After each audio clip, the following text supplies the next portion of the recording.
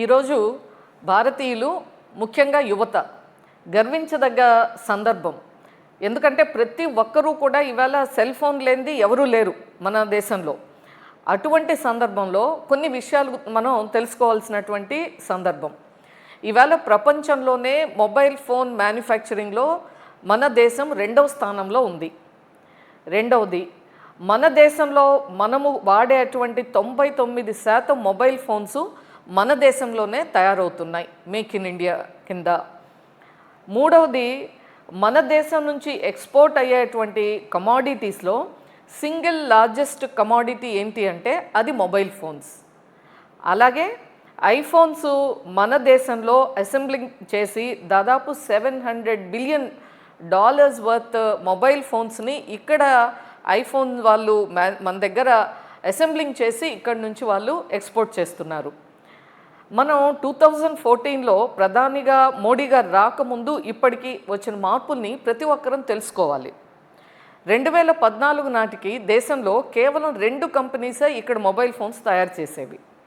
ఈరోజు అవి 300కు పైగా కంపెనీలు మన భారతదేశంలో మొబైల్ ఫోన్స్ మ్యానుఫ్యాక్చర్ అవుతున్నాయి.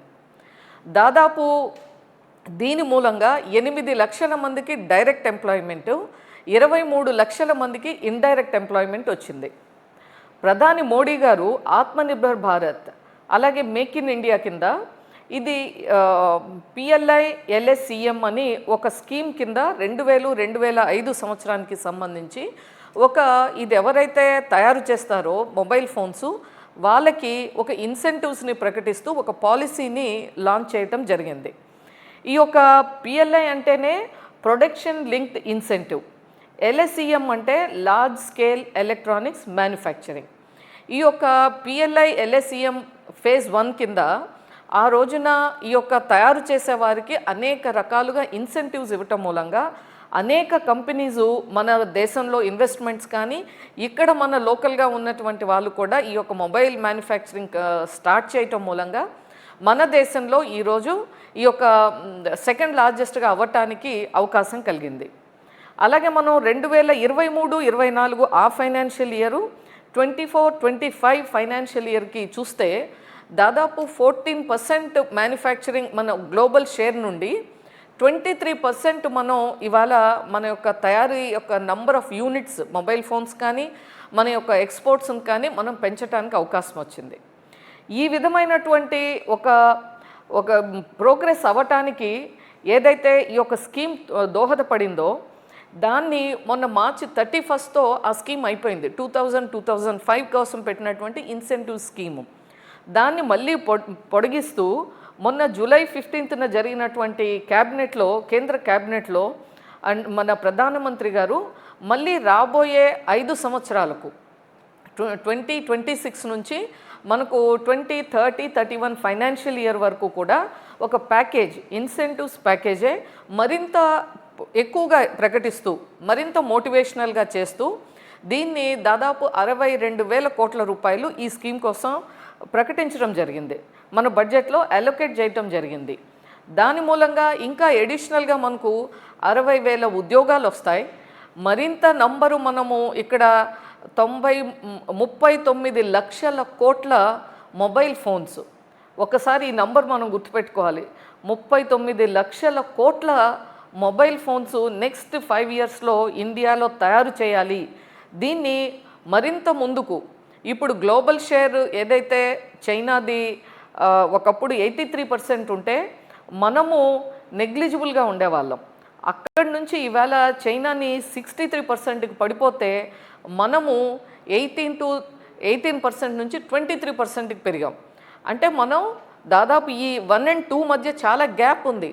అయినప్పటికీ కూడా మోడీ గారి లీడర్షిప్లో వారి యొక్క పాలసీల మూలంగా మనం ఈరోజు సెకండ్ నుంచి ఆ యొక్క గ్యాప్ను తగ్గించుకుంటూ గ్లోబల్ మార్కెట్ షేర్లో భారతదేశం మరింత ముందుకు వెళ్ళటానికి కావాల్సినటువంటి అన్ని రకాల ఇన్సెంటివ్స్తో కూడినటువంటి పాలసీని ఇవాళ చాలా ఫోకస్డ్ అప్రోచ్తో ఉండటం మూలంగా మనం ఆత్మనిర్భర్ భారత్ అని చెప్పటం కాదు, చేసి చూపిస్తున్నాం.